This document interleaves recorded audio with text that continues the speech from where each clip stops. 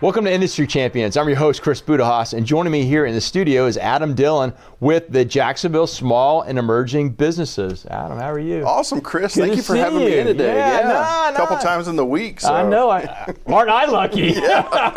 What a great new year. 2025 has been awesome. Yeah, good to see me again. So, yeah, it's good to see you again. I love what you're doing, but I do want to get the audience to know a little bit more about JSEB. But before we do that, where are you from originally? And thanks for your service. What did you do in the military? Oh, I was born and raised in Wilmington, North Carolina. Yep. I moved down here about 3 years ago after my wife moved down here from Boone, North Carolina. Yeah. She's from just west of there in Avery County. She's a retired business banker. She moved down here with the bank. And then I actually met her with the company that I owned. I was down here on the first contract that I won in northern Florida. Yeah. She met me. She saw I had a dog. She stole my dog. Then she held him for ransom and made me marry her and moved down here. Golly. So yeah, we actually got married on the USS Orlick. Oh, and, wow. Yeah, so yeah, we were just the first couple. Of course, it was an Army wedding on a naval ship. So, but we love Jacksonville. Yeah, Jacksonville's kind of like Wilmington, where I'm from, just as a big, friendly coastal place, and we love being here. But since being here, we've gotten involved in the community, just gotten involved in veteran nonprofits. I met Greg Grant through the city of Jacksonville in the JSEB program, and I was asked to come on board with JSEB, and we really just love the area and getting involved with growing small business. And being a military veteran myself, I spent about 22 years combined between active duty and National Guard time. Yeah. My last duty was with the South Carolina Guard. Yeah. And leaving that and coming down here, it's just another sense of duty coming to work with the city of Jacksonville. Yeah. I've owned 3 small businesses over the last 15 plus years working with the Guard and Reserve. And as an entrepreneur myself, I feel as helping other veterans and now other small businesses with their small businesses and entrepreneurship program, this opportunity to come on board with the city of Jacksonville and help with the JSEB program is just a natural progression to be able to take that knowledge and experience and help other entrepreneurs in the small business program. It's gigantic. It's that whole rising tides lift all boats, and you're doing that, but you're doing this in an official capacity. So for our audience, can you frame what JSEB is? Yes, when Greg Grant asked me to come on board with this program, his words to me were, will you give up your business to come do this? I had a very successful consulting business in environmental health and safety and HR. Have done work with some Fortune level companies around the country. And I said, yes, I would, because I believe in this program. It was something I believe in it enough that if someone doesn't come and do it, that knowledge needs to be passed on. And it's just passionate enough that the JSEB program has been around for, almost 20 years.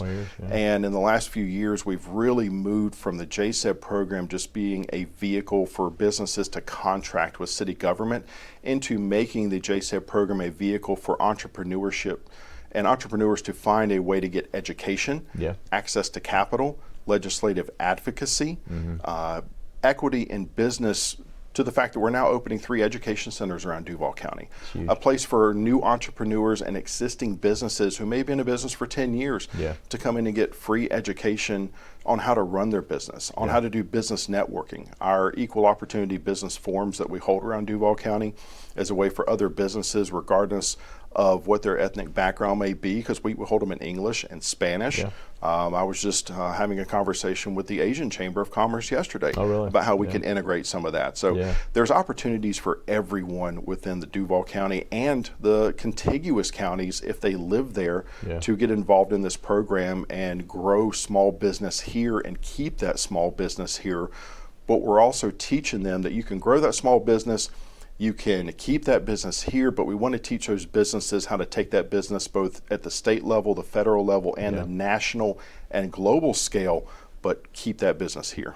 That's huge, right? I mean, because you don't want people to leave. No. Because the city's investing into them and vice versa. And what I love is you guys are building this ecosystem that feeds upon one another and enables each other to be even stronger. Because if somebody's in one business segment, and let's say they provide a service or product, there might be somebody in the supply chain that can enable that, and so both are winning, and that's gigantic and that's huge. So the networking piece is big, and then you're right on the proponency piece of that with the policies. Is the policies of the city and the county conducive for small business growth and sustainment? That's hugely beneficial. Yes, and some citizens may not know that JSEB policies are written into city ordinance. It's city law. So, right. You know, we give JSEBs the ability to do contracting with local government, with, we say, all the J agencies, JEA, JTA, Duval County School System. We do set-asides for JSEBs. So joining the program does give JSEBs a leg up to be able to get certain types of contracts, but we are also looking at expanding that into large business so that large business can work with JSEBs. We're already doing that in some other contracting areas. I think everybody knows about the Jaguar Stadium rebuild, the Gateway Jacksonville rebuild. All of these are offering JSEBs the opportunity to get involved in those and to share in that pool of contracting dollars there.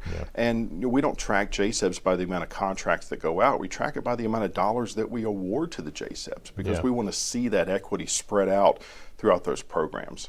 Yeah, and the other thing that I was thinking about is, your tiered, you had a tiered program based on how much folks are making, and you have those tier threes, those more senior folks have probably been in the JSEB program for a while, mentoring others, which is great. That peer mentorship is hugely important. But barrier to entry in the JSEB, you just can't say, hey, I want to be in JSEB. I mean, you got to show certain documentation and be selected to be in there. Can you allude to what some of that could be? Yes, I think about a movie a long time ago where they say, American citizenship is advanced citizenship. You have to really want it. So, getting into the JSEB program, you have to want to do this. You have to want to help others. Right. So just like you said, from a tier 1 to a tier 3 JSEB, our tier 3 JSEBs are considered our prime contractors. So once you become a tier 3 JSEB, part of that is you have to also then mentor the tier 1 JSEBs that are the smaller businesses that are up and coming and growing in the community. So it takes that level of business that tier 3 maybe have been doing business for 10 or 15 years. Now they're going to mentor that tier 1 JSEB entrepreneur on how did they get successful in doing that business. That's great. So how do folks find more information about JSEB? Well, go to jseb.jacksonville.gov. They can reach out to me at adillon@coj.net. Awesome. Those are easy ways. They can also just come down to City Hall and find us in Suite 250, but also just doing a Google search for JSEB Jacksonville. There's very easy ways to find it. We have a very easily navigatable website, and just reach out to us. But here pretty soon in the first quarter of 2025, we're going to have a couple of community centers located around Duval County that they can just walk into and start getting information on the program. That's awesome. Well, thank you for your service to the nation. Thank you for your service to our city. This is huge. And I'm so proud to, know you and know Greg and see what's happening. And I know when this goes out to all those folks in JSEB, they're going to propel this message. And I think this is not just good for Jacksonville. This is good for a lot of other cities around our country to take a look at what we're doing and how we're helping small business, and they can mimic based on their community variables to have something successful. Well, you mentioned something there, that this is the only program of its kind in the country. So when other cities look at mimicking this, we're looking at doing this and as a model for other cities to look at how Jacksonville is leading and innovating. Mayor Donna Deegan wants to make Jacksonville the small business capital of the Southeast. This is a way to do it. That's awesome. Thanks, Adam. Chris, my pleasure. Look forward to propelling your message. This is awesome. All right, folks, I'd encourage you to take a look at our show notes. Take a look at our JSEB program down here in Jacksonville.